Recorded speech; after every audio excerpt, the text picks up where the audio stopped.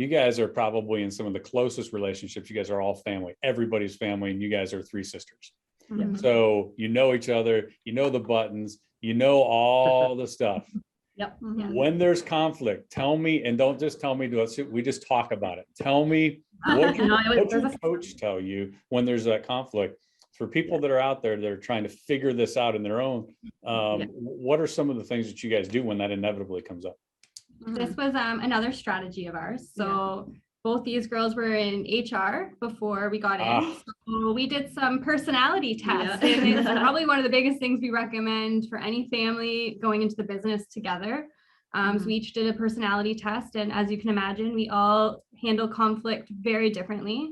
Myself, I like to be quiet. I don't want to talk. I want to be left alone. Carly likes to chat.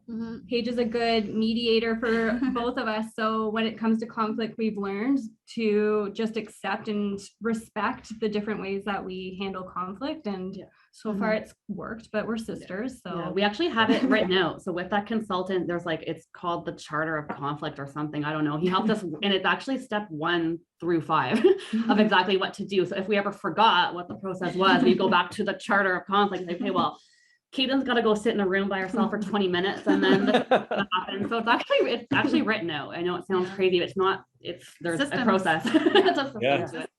Yeah. It's not always perfect. Like we're not, I mean, there's times, but like I would say we're fortunate because we don't butt heads a lot.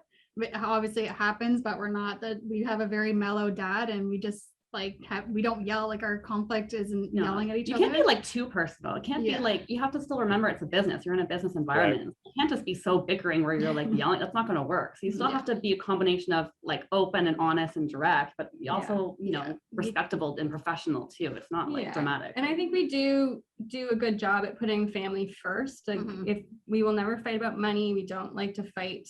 The family comes before the business does. So we do like to put each other's feelings ahead of that as well. You have to be a little bit more aware of it, more than you would with someone that you you're not related to, because it's a little different relationship when you can say whatever you want to each other when you're sisters.